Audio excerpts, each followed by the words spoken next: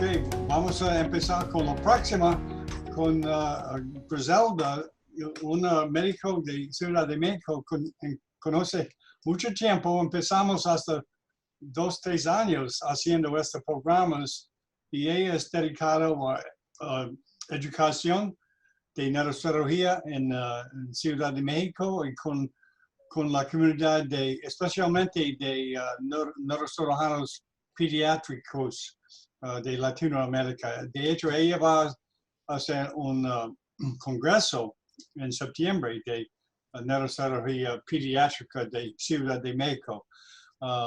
Primero, antes de Griselda empieza, vamos a encontrar todos de los panelistas ahora. ¿Puede introducirte, Carlos, a Griselda, por favor? Carlos, ¿está durmiendo? No, hola, estaba viendo qué onda con mi Oh, audio. Hola, okay. doctora, buenas tardes. Tú conoces a Griselda, ¿verdad? Sí, claro, la he conocido en persona varias veces. ¿Cómo está, doctora? Okay. Bienvenido. Muchas gracias. Ok, Leonardo, ¿quiere introducirte a Griselda, por favor? Ok, mute, Leonardo. Hay tiempo para acostumbrar a esta plataforma. Y, oh, well, Corona Beer. Oh, por Dios, qué nombre. Este día. Hola, ¿qué tal? Saludos de Paraguay. Ah, que bienvenidos. ¿Cómo te llama y qué hace? ¿Estudiante, médico? Soy residente de primer año de neurocirugía en Ah, Paraguay. Wow. Bienvenidos a Paraguay. Gracias. A Paraguay, sí. Ok, Johnson. Johnson, ¿cómo estás? ¿Puede introducirte, por favor, Johnson? Hola, buenas tardes desde la República Dominicana. Ok, bienvenidos. ¿Qué año de escuela? Último año de la carrera de medicina. Ok, bienvenidos. Ok, gracias. Ok, Griselda, gracias para presentando y es tu show. Gracias. Hola, buenas tardes. El tema que vamos a tratar hoy es sobre craneosinostosis, enfocado al diagnóstico clínico para los pediatras y médicos de primer contacto. ¿Puede empezar?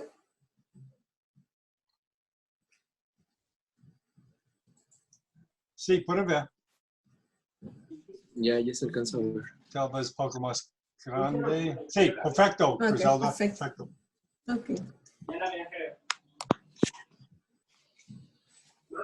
Muy bien. Bueno, este tema, bueno, lo elegimos ¿por qué razón? Porque las craneosinostosis representan cerca del 20 a 30% de los procedimientos quirúrgicos que llevamos a cabo en los hospitales de pediatría. Sin embargo, bueno, uno de los problemas que nosotros observamos es que a veces no están bien dirigidos los pacientes para el tratamiento quirúrgico por lo tardío que a veces pueden ser enviados y sin embargo recibimos de 10 pacientes que son enviados a valoración por primera vez de neurocirugía por una probable craneosinostosis, 9 casos no tienen craneosinostosis. Son pacientes a los cuales muchas veces el hecho de ver una fontanela o palpar una fontanela puntiforme hace que el pediatra tenga un poco de temor en cuanto al diagnóstico de una craneosinostosis. Sin embargo, bueno, como veremos en el resto de la conferencia, básicamente hay datos clínicos muy obvios desde el nacimiento de estos pacientes que deben de prender el foco en cuanto a el envío temprano de estos pacientes para establecer correctamente el diagnóstico y el tratamiento temprano. Y esto a su vez, pues, nos ayuda de una manera importante también en reducir los riesgos también en cuanto a el desarrollo neurocognitivo de estos pacientes. Y bien, bueno, estos son factores que son muy importantes desde el punto de vista embriológico, el conocer el origen de el desarrollo de los huesos, tanto de la base del cráneo como de la bóveda craneal. Aquí esto es muy importante porque de eso depende ir viendo cómo se va a ir desarrollando y cómo se van a ir funcionando las suturas, así como lo que son las fontanelas. Y bien, la base del cráneo tiene un origen mesenquimatoso y tiene una parte también que es fundamental dentro del desarrollo de la sinostosis, porque no solamente se cierran las suturas que nosotros vemos en la bóveda craneana, también la base del cráneo se cierra en las craneosinostosis y esto es lo que hace que nosotros tengamos una deformidad craneofacial. La bóveda craneal como tal tiene una osificación de tipo membranosa por las características de ese hueso y la base del cráneo, su osificación endocondral. Todos estos aspectos son importantes para poder establecer el diagnóstico clínico de un paciente que llega en etapa temprana por una desproporción craneofacial para poder establecer un diagnóstico de presunción de una craneosinostosis. Y bien, existen múltiples teorías en cuanto al desarrollo de las craneosinostosis. Sin embargo, bueno, aquí vamos a hablar de la parte normal en cuanto a crecimiento tanto de las suturas y fontanelas como del tejido cerebral. La teoría de Sischer nos habla de que las suturas y las fontanelas son áreas de crecimiento que deben de ser estimuladas. Sin embargo, bueno, no especifica exactamente cuál es el estímulo que va a recibir. Sin embargo, la teoría de la matriz germinal de Mohs nos permite establecer que el cráneo va a crecer proporcionalmente de acuerdo al desarrollo y crecimiento de ese cerebro. Durante el primer año de vida es cuando se produce el mayor crecimiento del tejido cerebral, aproximadamente el 80% de su desarrollo volumétrico, y lo cual va, el pico más importante donde se va a alcanzar casi el 100% de ese desarrollo de ese cerebro va a ser hasta los 5 años de edad. Y bien, esta es una parte que es fundamental, el conocer las fontanelas. ¿Qué es lo que pasa con ellas a medida que tenemos al recién nacido y al lactante dentro del desarrollo y en lo cual se tiene que hacer el seguimiento por parte del pediatra o el médico de primer contacto? Aquí es muy importante porque aquí sabemos nosotros que este tejido tiene propiedades osteogénicas, produce huesos y es sometido a tensión.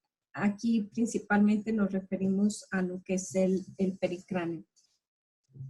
El saber exactamente en qué periodo es cuando se debe de cerrar normalmente las fontanelas también es algo que es muy importante para poder saber si nuestro paciente está o no en riesgo.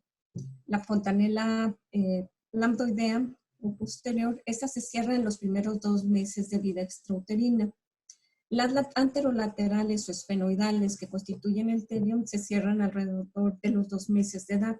Las posterolaterales que corresponden al asterium se van a cerrar hacia el final del primer año de vida y la anterior o bregmática se cierra alrededor de los 16 a 18 meses de edad. Esto es fundamental conocerlo. Y bien, dentro del seguimiento que se debe de dar a estos pacientes por los médicos de primer contacto, pues es siempre en la evaluación mensual que se realiza de estos niños, la evaluación de crecimiento del perímetro cefálico. Hay que saber muy bien que entre el recién nacido y los 3 meses de edad tiene un crecimiento de 2 centímetros cada mes. Del tercero al 6º mes es 1 centímetro que se incrementa por mes. Y entre el 6º y el año de edad son 0.5 centímetros cada mes, alcanzando alrededor de los 45, 46 centímetros al año de edad. El peso del cerebro también se va a modificar a medida que va creciendo ese niño. El promedio de peso de un recién nacido es de 350 gramos y esto se compara con un adulto de casi 20 años donde alcanza un peso de 1.350 gramos. Esto se va incrementando conforme va creciendo este niño en condiciones normales. Y siempre es muy importante la evaluación a través de las percentilas para poder evaluar si nuestro paciente se encuentra dentro de un rango normal o si tiene micro o macrocefalia, de acuerdo a las desviaciones estándar y de acuerdo también al género. Y bien, ¿cómo se define la craneosinostosis? Esta se define como el cierre prenatal de una o varias suturas del cráneo. Esto es muy importante establecerlo porque se produce por una alteración a nivel genética de la enzima que tiene que ver con el desarrollo de los fibroblastos. ¿Cuáles son las características clínicas que nosotros vamos a observar cuando tenemos a un producto con una craneosinostosis? Lo primero, al momento del nacimiento, uno va a observar si hay o no la presencia de dismorfia craneal o craneofacial. Esto nos va a dar como consecuencia también, va a ser consecuencia más bien de cuál de las suturas se encuentre afectada. La más común suele ser la sagital, y cuando nace este producto generalmente los vemos con un cráneo alargado, de forma de balón de fútbol americano, casi siempre, con una frente mucho más amplia, con la fontanela anterior abierta, pero con el alargamiento anteroposterior y con disminución del volumen a nivel de la región parieto-occipital. El cierre de la sutura coronal es también relativamente frecuente, entre un 20 a 30% de los casos. Puede ser uni o bilateral, y esto nos dará como consecuencia también cambios en la morfología craneofacial con desproporción, que es muy obvia en estos pacientes, donde podemos ver el aplanamiento de la frente, al igual de lo que corresponde a las órbitas. Los vemos generalmente con una disminución del diámetro anteroposterior y pueden tener o no braquiturricefalia. La sutura metópica, el cierre de esta es la menos frecuente. Sin embargo, aquí es muy importante, al momento del nacimiento vamos a observar que estos pacientes tienen una forma de triángulo en la región frontal con hipotelorbitismo, que es muy clásico en estos pacientes. Aquí es muy importante la evaluación de estos niños. ¿Por qué razón? Porque son los que más se asocian a el desarrollo de trastornos del lenguaje, y en estos casos se tiene que hacer también el diagnóstico diferencial con el síndrome de Opitz, que se traduce también en un importante deterioro neurocognitivo en estos pacientes. Las craneosinostosis pueden ser únicas o múltiples, o pueden ser de origen sindrómico o no sindrómico. También tenemos craneosinostosis con cierre secundario de las suturas. Al momento de nacimiento, esto es algo que es fundamental saber cuáles son los antecedentes perinatales. ¿Por qué razón? Porque tenemos que descartar si hubo o no la presencia de alguna neuroinfección durante el embarazo, como es el TORCH, si hay o no presencia de malformaciones congénitas, que den como consecuencia también que haya una microcefalia y también con una desproporción craneofacial. El antecedente de anoxisquemia perinatal es también fundamental en el diagnóstico diferencial. ¿Por qué razón? Generalmente cuando hay algún problema de hipoxia perinatal, si este producto fue expuesto a un proceso de una preeclampsia o eclampsia, si viene con doble o triple circular de cordón, todo esto va a influir en el hecho de que no haya un flujo sanguíneo adecuado a ese tejido cerebral, y eso va a traer como consecuencia una atrofia cerebral y un cierre prematuro de las suturas.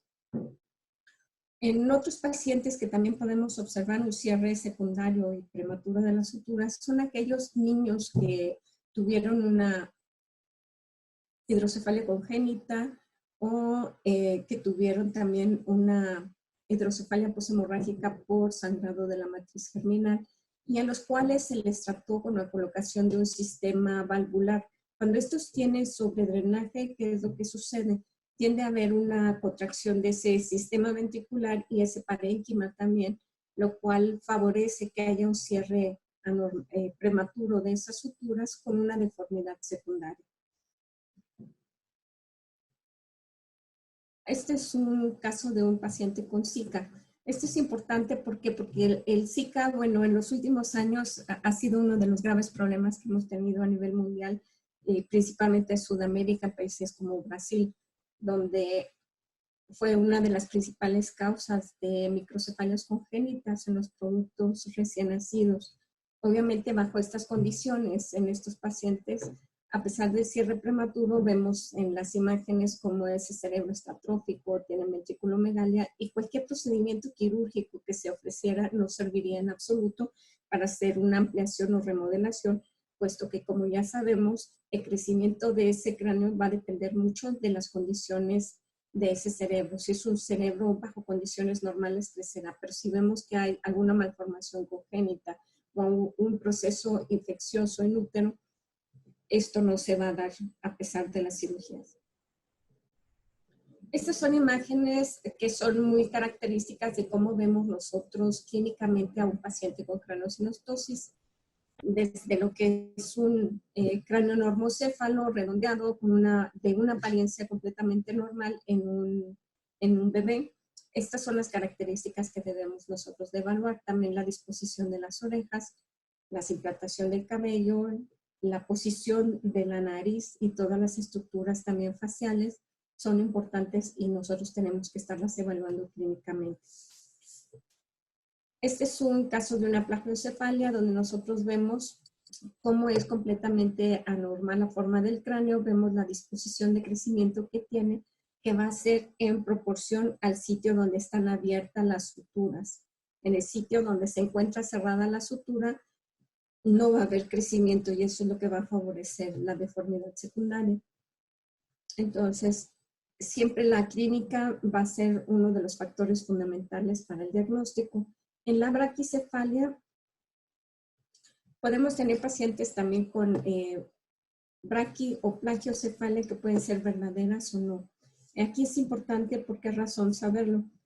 Por ejemplo, en plagiocefalia postural, cuando hay una deformidad principalmente localizada en la región lambdoidea, estamos obligados a hacer un diagnóstico diferencial con una verdadera plagiocefalia lambdoidea. En los casos en los cuales es solamente posicional, esta generalmente vuelve nuevamente a su remodelación, ya sea con la aplicación de un casco o con las modificaciones que se pueden hacer durante el periodo de sueño del bebé, modificando la postura en la cual permanece dormido. En cambio, en la verdadera, sí tenemos que hacer hacemos estudios de tomografía para poder evidenciar este cierre de la sutura y evaluar de qué manera nosotros podemos hacer el mejor procedimiento de cirugía para la descompresión.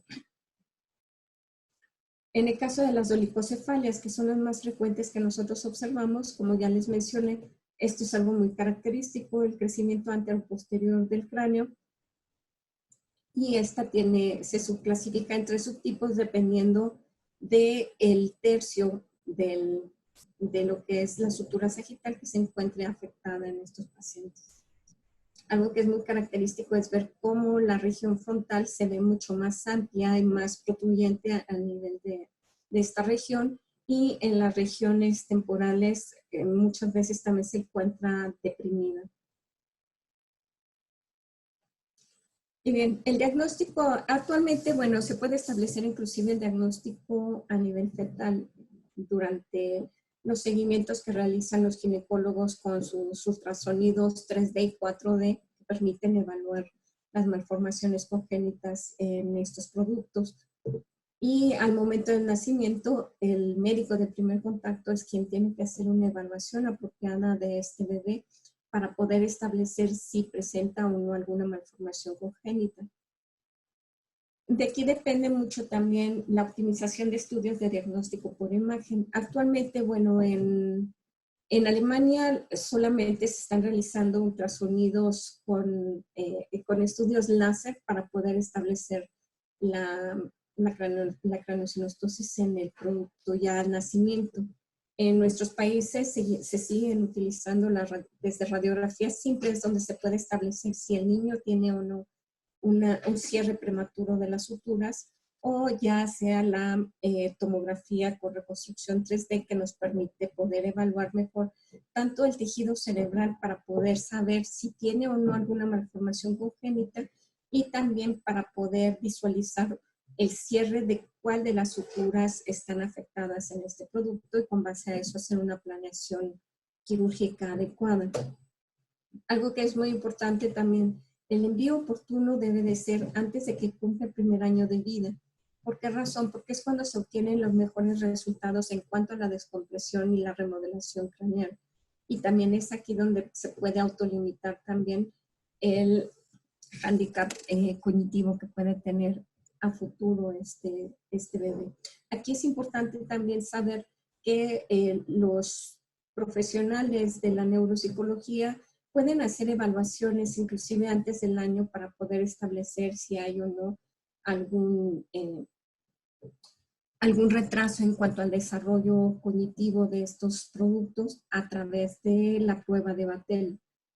El tratamiento en general es multidisciplinario, no solamente depende del neurocirujano, dependerá mucho también del pediatra, de la evaluación por el servicio de genética, por la especialidad de neuropsicología, el neurocirujano, el manejo también por parte de los anestesiólogos. Todo es fundamental para que podamos tener un buen resultado en estos niños.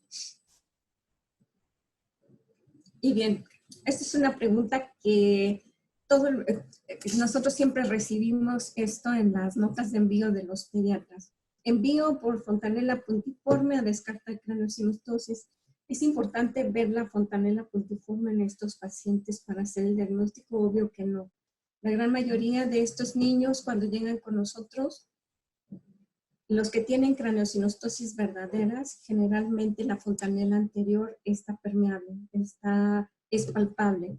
Cuando la fontanela es puntiforme se puede descartar la sinostosis desde el momento en que uno revisa clínicamente al paciente que no hay ninguna desproporción o malformación craneofacial, y con una simple placa de rayos X uno puede evaluar perfectamente que están abiertas todas las suturas y no requiere ningún otro procedimiento de estudio como tomografía, lo cual conlleva obviamente también sus riesgos porque vamos a exponer al paciente a mayor radiación y a un riesgo anestésico que muchas veces no es necesario si el paciente no tiene una craneosinostosis verdadera. Este es un caso de un recién nacido con una craneosinostosis sagital y donde podemos ver perfectamente la deformidad craneofacial de este niño con un alargamiento anteroposterior, con una frente muy amplia. Aquí clínicamente también podemos ver cómo la frente es muy amplia y las proporciones en respecto a la cara son relativamente normales, aunque aquí podemos observar que hay una hipertelorbitismo que es relativamente leve. Con las radiografías simples se puede observar perfectamente el cierre de lo que es la sutura sagital y el resto de las suturas se encuentran abiertas. Este es otro caso en un niño un poco más grande, en un lactante, donde también vemos la deformidad craneofacial, la desproporción que tiene, y vemos también ese alargamiento anteroposterior del cráneo. Esta es una tomografía que se realizó en este caso para poder verificar las condiciones de ese cerebro y observamos aquí cómo tiene disminuido el diámetro lateral con compresión de los lóbulos parietales y parcialmente hacia el occipital. Esta es una paciente que llegó de forma tardía con una trigonocefalia. Aquí es muy evidente clínicamente, incluso desde el nacimiento, uno puede observar cómo vienen estos niños con esa deformidad craneofacial, con esa protrusión de la frente, con el hipotelorbitismo. Vemos también la simetría que tiene a nivel de lo que es la nariz y el septum también se encuentra generalmente lateralizado en estos niños. Vemos también la desproporción que tiene a nivel de las órbitas. Este es el estudio que se le realizó de tomografía previo a la intervención quirúrgica, donde se observa perfectamente la forma de triángulo de ese cráneo. En algunas ocasiones también lo podrán encontrar como cráneo en quilla por la forma que hace con respecto a los barcos que los vemos en la porción anterior, cómo forman este triángulo. En estos casos, como ya les había mencionado casi al inicio, son los pacientes en los cuales tienen mayor riesgo de tener problemas en cuanto al desarrollo del lenguaje. Son los que más frecuentemente presentan este tipo de trastornos y que requieren tanto del apoyo de neuropsicología como de comunicación humana y terapia del lenguaje. Este es el estudio donde se hizo la reconstrucción 3D. Y vemos la trigonocefalia, vemos en esta porción es donde está cerrada la sutura y vemos el hipotelorbitismo que presenta y cómo está desviado también el tabique. Este es otro caso de una plagiocefalia anterior de la región coronal, de la sutura coronal, y donde podemos ver clínicamente la deformidad que tiene, la desproporción craneofacial que tiene este bebé por el cierre de la sutura coronal del lado derecho. Vemos cómo es completamente anormal, es la disposición de lo que es la órbita del lado derecho, cómo está aplanado y alargado hacia la porción superior y posterior de la misma, y la asimetría que tiene a nivel de ambas órbitas, también la desviación nasal que tiene. Este es el estudio que se realizó de tomografía y donde podemos ver perfectamente cómo está el cierre anormal de la sutura coronal del lado derecho comparado con el del lado izquierdo, que es el lado normal. Vemos cómo es completamente anormal la órbita del lado derecho. No vemos aquí la formación del reborde orbitario. Vemos el aplaneamiento del mismo y cómo está elongado hacia arriba esa órbita. Como ya les había mencionado, en estos pacientes siempre está abierta la fontanela anterior. Esto es un dato clínico que tienen estos pacientes al momento de que uno realiza la exploración física. Se corrobora con los estudios y en el procedimiento de cirugía vemos cómo está completamente abierta esa fontanela, y aquí vemos cómo está cerrada la sutura coronal del lado derecho y la del lado izquierdo está permeable. Este es otro caso donde el paciente llega a los 4 años de edad con un cierre de ambas suturas coronales, y vemos cómo tiene el aplaneamiento de la región frontal de ambas órbitas también. Esto es viéndola en ángulo posterior y se ve completamente aplanado la región frontal, lo cual es anormal para un niño de estas características. Estas son las radiografías con las que llegó con nosotros, donde podemos ver el cierre de las suturas, vemos el aplaneamiento de las órbitas y de la región frontal, vemos también las digitaciones que tiene ese hueso por la hipertensión crónica, y este es un signo que es muy característico, el signo del arlequín, que se ve en ambas órbitas, cómo se encuentran retruidas hacia atrás. Esto es parte del hueso esfenoides, que es lo que hace que se vea como si fuera la máscara de un arlequín. Este es el estudio con reconstrucción 3D. Y aquí vemos perfectamente cómo está aplanado completamente la región frontal por el cierre anormal de las suturas, y aquí se ve completamente cerrado. Generalmente no deberían de llegar tan tardíamente estos niños, deberían de llegar antes del año de edad para hacer una adecuada cirugía con remodelación y limitar también los trastornos del aprendizaje en estos pacientes.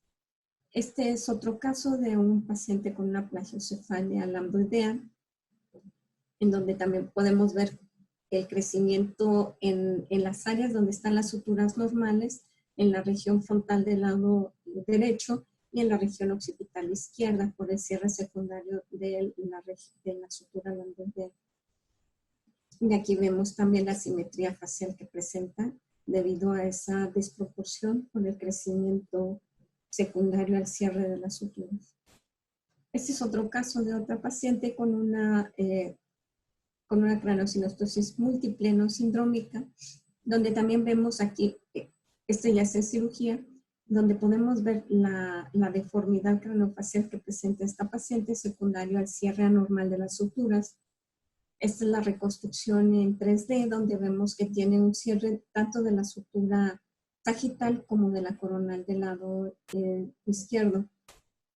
Vemos todas estas digitaciones que representan la hipertensión secundaria que tienen estos niños. Este es el corte, es un corte axial donde podemos ver el tejido cerebral y vemos el cierre normal con una deformidad craneal muy importante.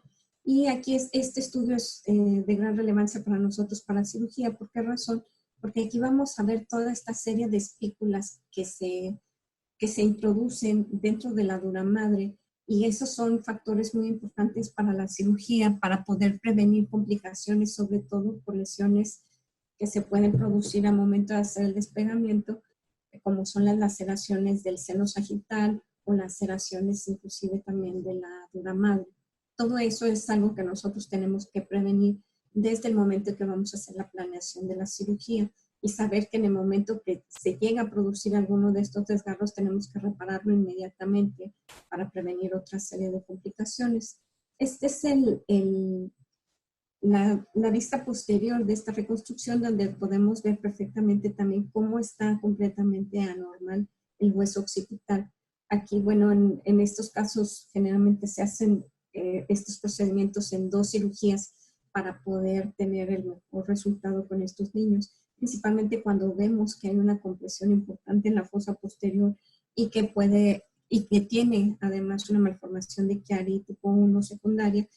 Es el primer procedimiento que vamos a abordar con ellos. Estos casos son extraordinariamente raros que los veamos en nuestros hospitales. Generalmente el cráneo en trébol, que se asocia principalmente a pacientes que tienen síndrome de Pfeiffer subtipo 3. Son los casos más dramáticos que vemos por el cierre temprano de las suturas, y donde es urgente realmente hacer una descompresión craneal en estos niños. Tenemos que hacer también estudios de resonancia magnética también para poder determinar si estos pacientes hay que hacer una descompresión en fosa posterior o si hay que colocar un sistema valvular, si presentan secundariamente también una hidrocefalia de tipo no comunicante. Estos también son síndromes que son frecuentes observarlos y que también desafortunadamente los pacientes llegan también de forma tardía. No llegan en el primer año de vida, sino muchas veces después del segundo o tercer año de vida es que llegan a los servicios de neurocirugía pediátrica para su tratamiento. Son pacientes que requieren obviamente todo lo que es el manejo multidisciplinario de forma temprana para evitar sobre todo en ellos que tienen una protrusión de una proptosis de ambos ojos, tratar de limitar los daños tanto de la córnea por exposición, así como la pérdida visual que pueden tener por la compresión de los nervios ópticos. Estos también son frecuentes. El síndrome de Apert, que generalmente es el que llega más tempranamente por las múltiples malformaciones congénitas que tiene asociadas a la sindactilia en las extremidades. Y bien, ¿por qué abordamos de esta manera el tema? Porque la oportunidad en el diagnóstico y el consejo genético permitirán que nuestros niños tengan un mejor desarrollo cognitivo, permitirán también evitar que tengamos más familias con múltiples malformaciones congénitas, como en este caso donde esta paciente, la madre tenía craneosinostosis que nunca fue tratada, la hija nació con una craneosinostosis bilateral que fue ella la que tratamos, y su segunda hija llegó posteriormente también con una craneosinostosis sindrómica. Y esto es lo que nosotros tenemos que tratar de evitar a través del consejo genético adecuado, a través de un diagnóstico y tratamiento oportuno. En nuestro servicio, bueno, formamos parte de una clínica de cirugía craneofacial desde hace más de 25 años en Centro Médico, y se constituye por toda esta serie de especialidades.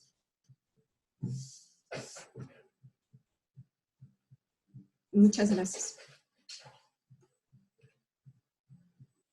Ok, Griselda, mucho gusto para esta charla. Tú has hecho muchas charlas. Pero vamos a abrir para hacer preguntas de los panelistas. Ok, ¿tiene preguntas o comentarios para Griselda? Hola, Griselda. Hola, ¿cómo estás? Muy buena charla. Me gustaría que hablaras algo. ¿Tienes experiencia en manejo endoscópico de estos pacientes de la cranioestenosis? Y tu opinión sobre el uso de casco después de la cirugía. Si lo usas, si no lo usas, ¿cuándo? Bueno, nosotros no tenemos experiencia en el manejo de sinostosis a través de endoscopía, pero sí hemos tenido algunos casos en los cuales se ha utilizado, bueno, depende mucho de la condición económica de los padres de los niños para poder obtener estos cascos. De hecho, no voy a hacer un comercial, pero Orcra es realmente la compañía con la cual se ha estado manejando algunos pacientes con cascos en el posquirúrgico y también para aquellos pacientes que tienen la sinostosis, bueno, la deformidad por braquicefalia secundaria a la posición, son los que han tenido mejor evolución. Pero sí, desafortunadamente no tenemos nosotros experiencia con endoscopía. Sin embargo, bueno, el año pasado estuvimos en Costa Rica con Adrián Cáceres, estuvimos con varios de ellos que forman ahora parte de la Sociedad Latinoamericana de Neurocirugía Pediátrica, pero al menos todos los que estuvieron ahí presentes, al igual que otra neurocirujana de Alemania, ellos no están muy de acuerdo con el tratamiento endoscópico de la sinostosis. ¿Por qué razón? Porque muchas veces nada más llegan ellos a lo que es, si hacer la suturectomía en la porción craneal, pero en la parte, hacia la base del cráneo no tiene no hace ningún tipo de procedimiento que ayude a liberarlo abajo. Entonces, el que más experiencia tiene es David Jiménez en Texas. Lo que he leído sobre eso, parece que es un procedimiento mucho más limitado que las técnicas convencionales, pero la ventaja es que se puede hacer en edades más tempranas, ¿no? 3 Sí, meses. sería lo ideal si lo pudieras hacer en el segundo o tercer mes de vida extrauterina de estos bebés. Es mucho más moldeable y mucho más fácil entrar a las suturas, cortarlas, que cuando ya llegan de forma tardía. De forma tardía realmente es muy limitado, ¿no? Aún y con técnicas convencionales, si ya llega después del año, los 2, 3 años de edad, es bastante más limitado lo que es la remodelación craneal. Okay. Muy bien. Otra Bien. pregunta, ándale. Sí, Ok, ¿alguien tiene pregunta o comentario? yo tengo un comentario. Ok. Ándale, ¿puede hacerlo, Leonardo? Claro, yo tengo un comentario. Ok. Sí, Aló, sí. sí, Leonardo, su bandwidth es Sí. poco bajo. Sí, mi internet parece que Sí, está un poco Un poco mal. más lento. sí, Leonardo, ¿puede escribir su pregunta en el chat, por favor? Hay un chat. ¿Tú puedes ver el chat? No, es un puedes escribir. comentario, es un aporte. Ok, ok.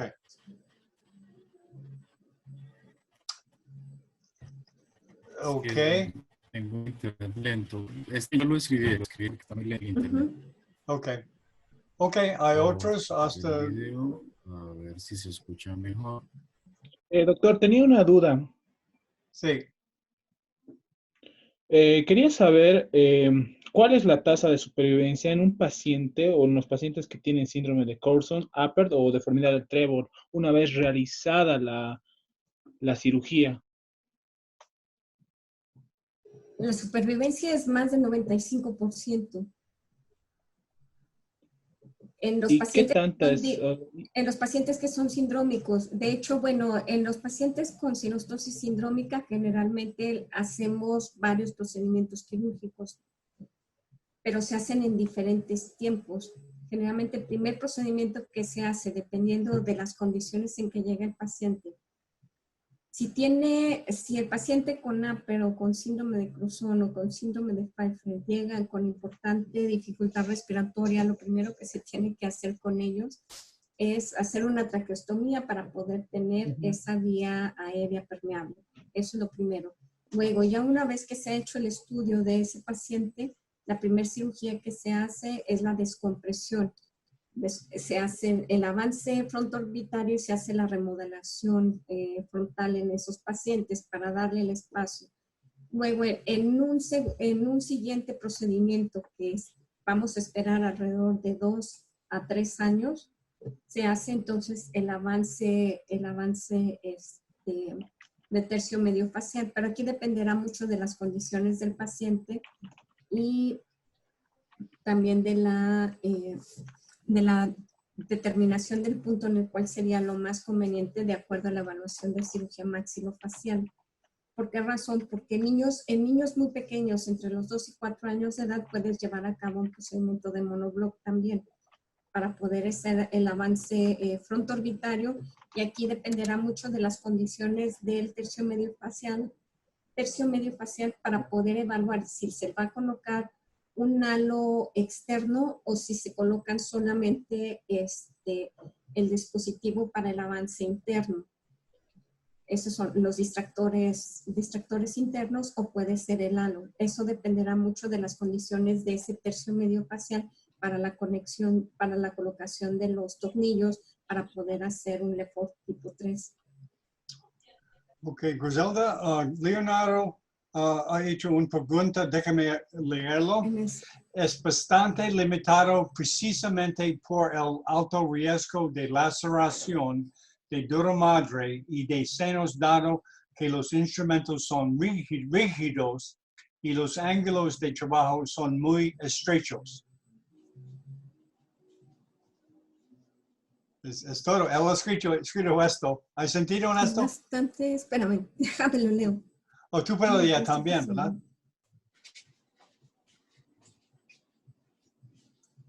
Sí, generalmente es cierto. Como se utiliza el endoscopio rígido, sí es mucho más complicado. De hecho, bueno, cuando yo estuve en la Universidad Católica de Roma, en el Policlínico Gemelli, el profesor Di Rocco había diseñado una técnica distinta también para esto, pero no tenías control del desgarro o del sangrado de los senos, del seno sagital. Entonces, bueno, para mí en lo particular siempre me pareció bastante riesgoso esa técnica con respecto a una técnica abierta. En 2003-2004, en el Hospital Infantil de México empezaron a hacer también endoscopía para tratar las craniosynostosis. Sin embargo, tampoco tenían un buen control de sangrado. Los pacientes sangraban más de 400 mililitros. Las heridas, sumándolas, te daban una bicoronal. Realmente no había ninguna ventaja con ello. Era mucho más complejo en este tipo de pacientes. Quizás en la actualidad con el uso del fluosil se ha bajado un poquito el sangrado, ¿no? Sí, cuando hacen esta técnica. De hecho, bueno, yo creo que lo que ayuda mucho también en el control de sangrado es seguir utilizando la desmopresina. De alguna manera, siempre ha limitado un poco más el sangrado en los pacientes. Ok, ¿hay otro comentario o preguntas?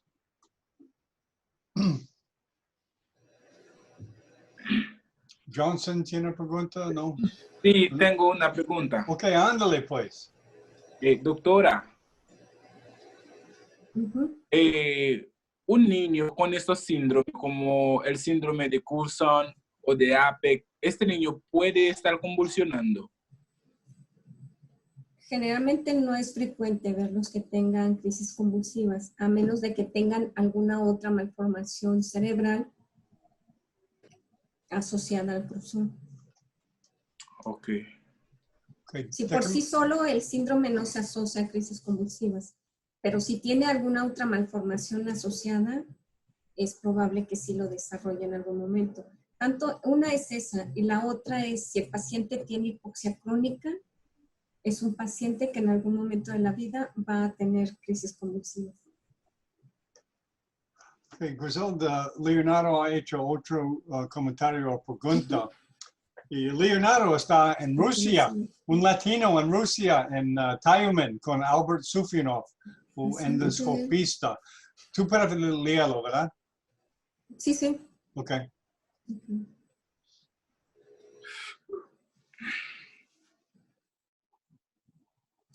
Sí, ya lo vi. De hecho, bueno,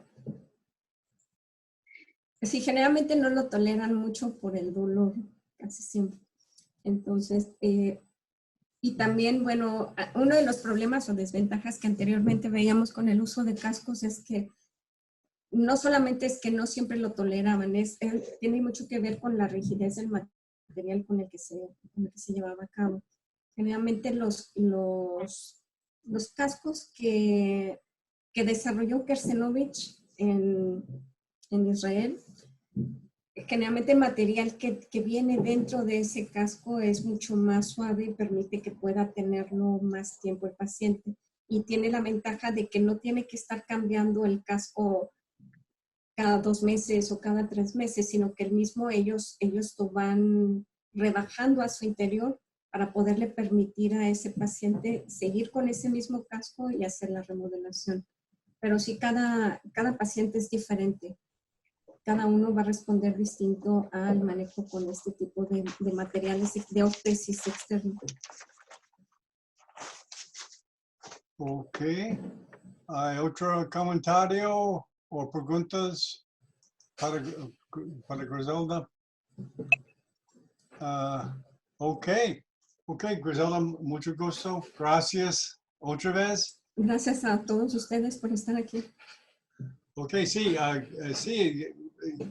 quiero decir, yo he dicho antes, pero quiero decir otra vez que hay un congreso de neurocirugía pediátrica. ¿Puede hablar de esto, Griselda, por favor? Sí, en el mes de septiembre, del 1 al 3 de septiembre, vamos a tener nosotros nuestro congreso de neurocirugía pediátrica en el Centro Médico Nacional Siglo XXI, en la unidad de congresos.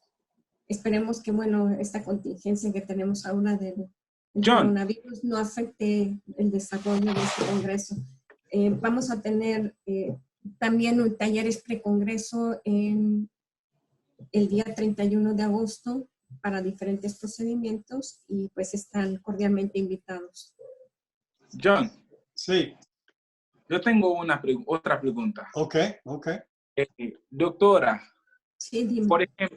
Por ejemplo, estas malformaciones craneales no tienen que ver contra algunos traumas de la madre durante el periodo del feto. No tiene que ver con traumas de esto. No, de hecho está bien establecido que hay alteraciones en las enzimas que tienen que ver con el desarrollo de los fibroblastos. Hay varias mutaciones genéticas que tienen estos pacientes que ya están bien corroboradas desde hace más de 20 años. O sea que solamente estas malformaciones tienen que ver con las enzimas. Sí. Okay. Con las mutaciones. Ok, por las mutaciones, exacto. Ok, muy bien. Hola, Stuart. Stuart acaba de llegar. ¿Y hay otro comentario para Griselda? Ok, mucho gusto, Griselda, y gracias.